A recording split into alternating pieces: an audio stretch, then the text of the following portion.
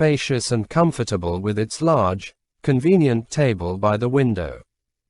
And once again he thought that such austere surroundings would be conducive to patient, fruitful work. Among the outbuildings in the yard was the stable adjoining the barn, but it was locked and Yuri Androvich did not bother to break in, since in any case it might not be fit to use. The horse could spend the night in the barn, which opened easily. He unharnessed the horse and when it had cooled down gave it water which he had got at the well. He had meant to give it the hay he had brought along, but it had been trampled to rubbish under their feet. Luckily, there was enough of it in the large loft over the barn.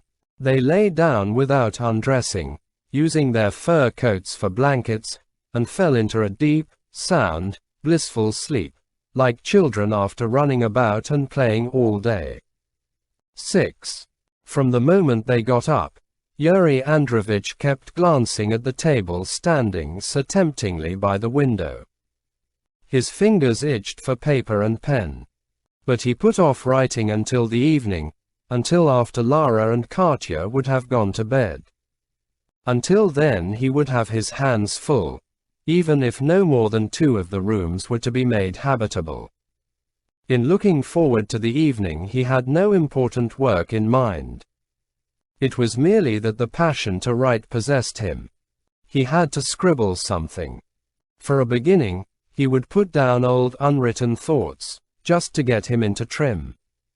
Later, he hoped, if he and Lara managed to stay on, there would be time for undertaking something new, important.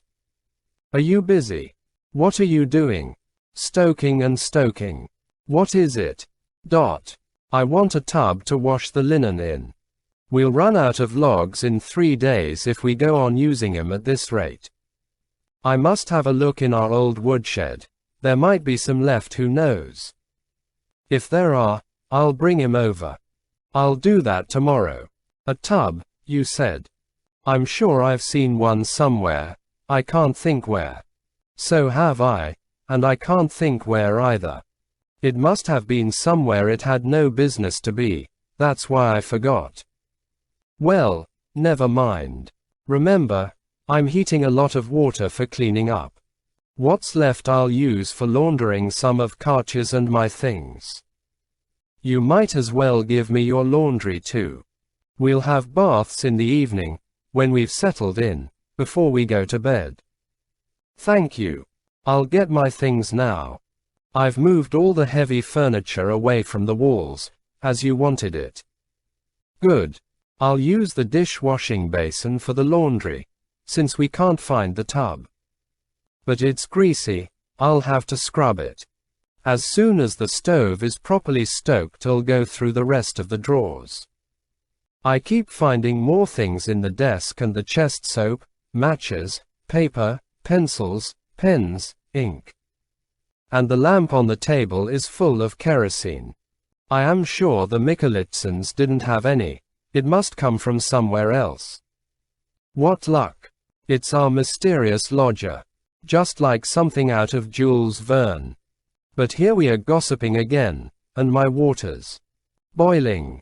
They bustled and dashed about from room to room, their hands never still or empty for a moment, running into one another and stumbling over Katenka, who was always under their feet.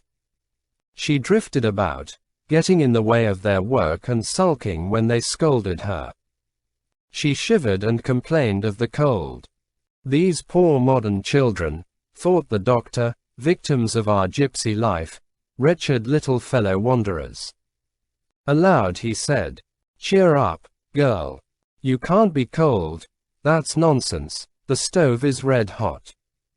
"The stove may be feeling warm, but I'm cold."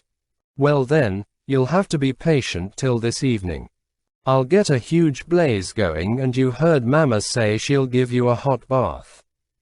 And now you play with these catch."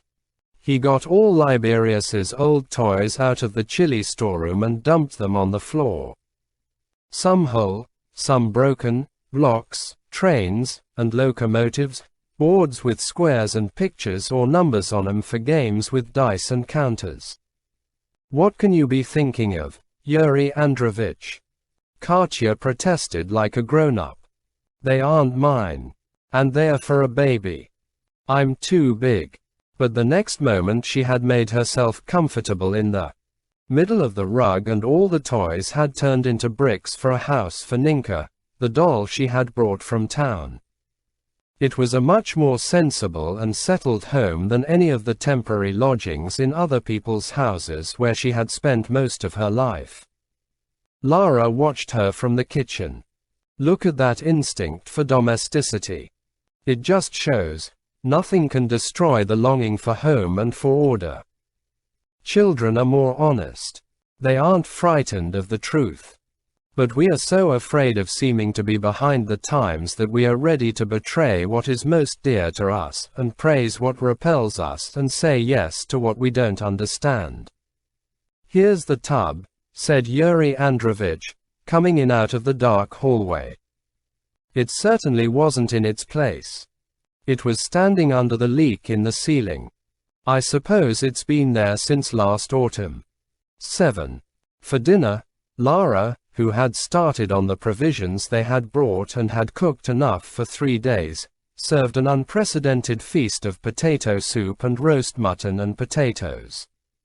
Katenka ate till she could eat no more, giggling and getting more and more naughty, and afterwards, warm and full, curled up in her mother's shawl on the sofa and went to sleep. Larisa Feodorovna, hot and tired from the oven, almost as sleepy as her daughter, and pleased with the success of her cooking, was in no hurry to clear away the plates and sat down to have a rest. After making sure that Katenka was asleep, she said, leaning forward on the table, with her chin on her hand, "I'd slave and be happy if only I knew it was getting us somewhere, if it wasn't all for nothing. You'll have to keep reminding me that we came here to be together. Keep cheering me up, don't let me think. Because strictly speaking, if you look at it honestly, what are we doing? What is all this? We've raided someone else's house. We've broken in and made ourselves at home.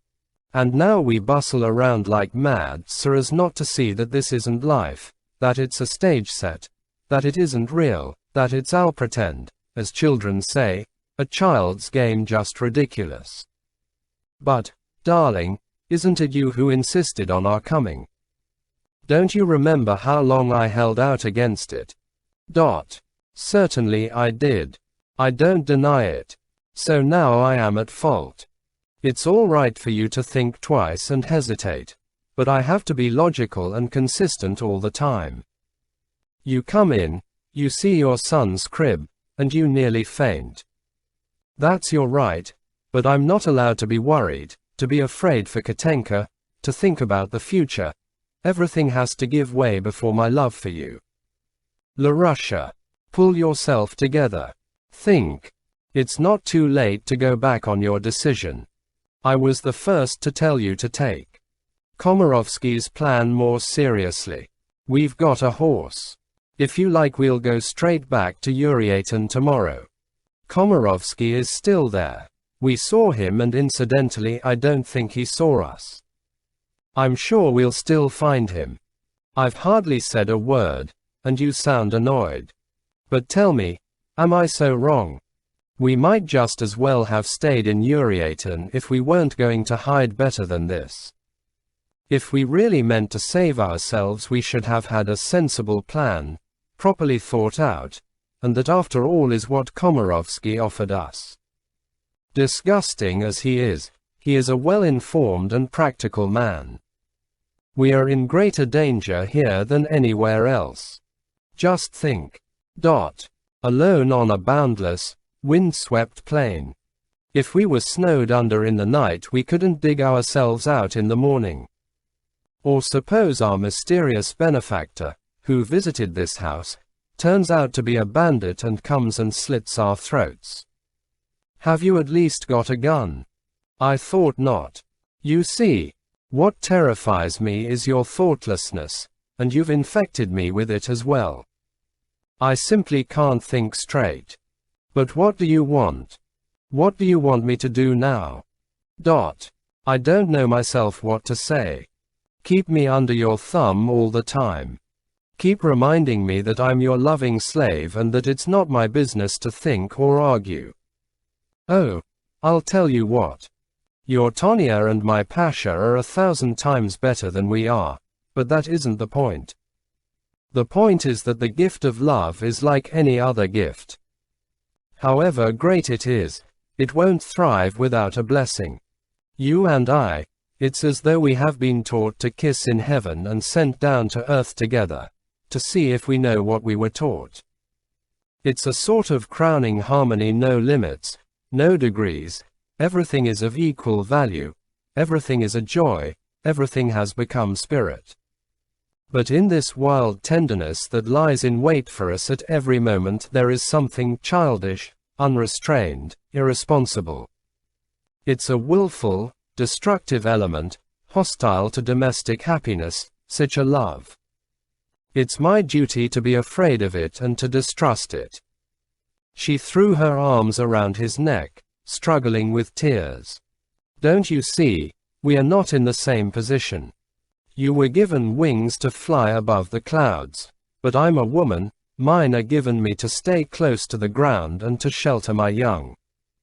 He was deeply moved by everything she said, but he didn't show it, lest he give way to his emotions. It's quite true that there is something false and strained about this camp life we lead. You are perfectly right. But it isn't we who invented it.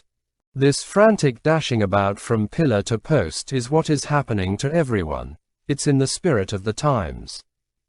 I've been thinking about it myself all day. I should like to do everything possible to stay here for some time. I can't tell you how I'm longing to get back to work. I don't mean farming. That's what we were doing here before.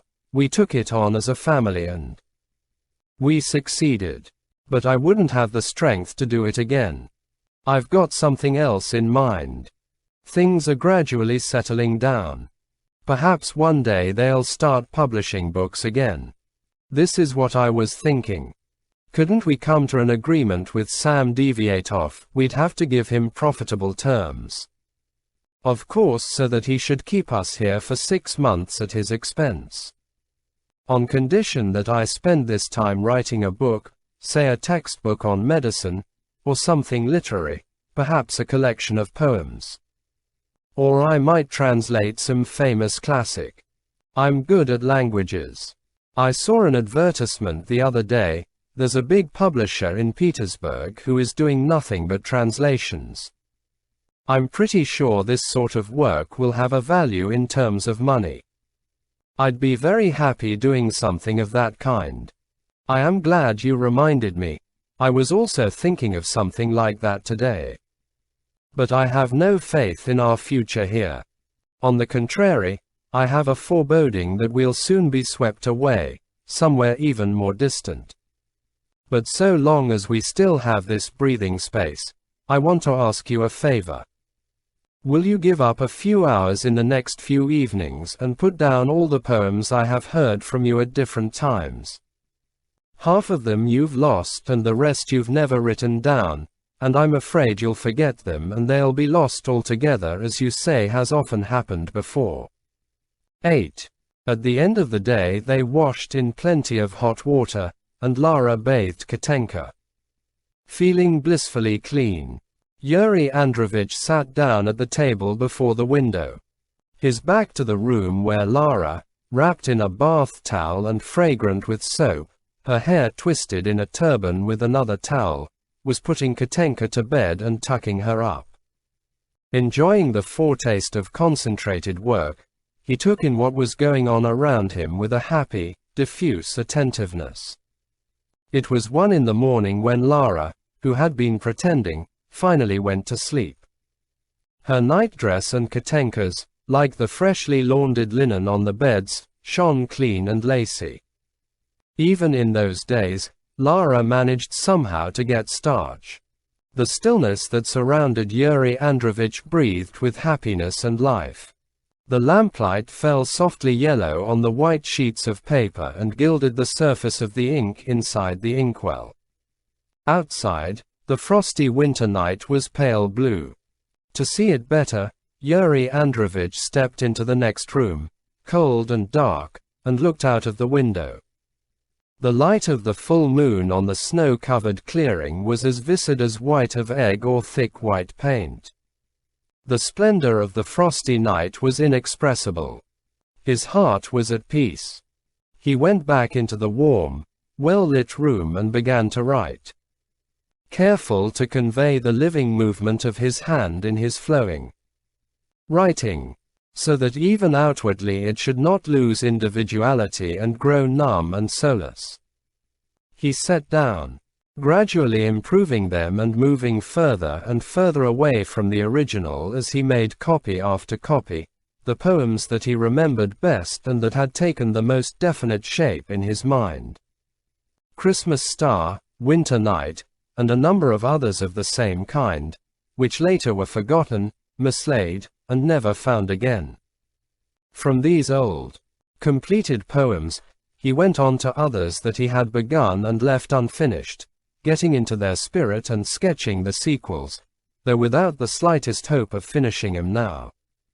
Finally getting into his stride and carried away, he started on a new poem.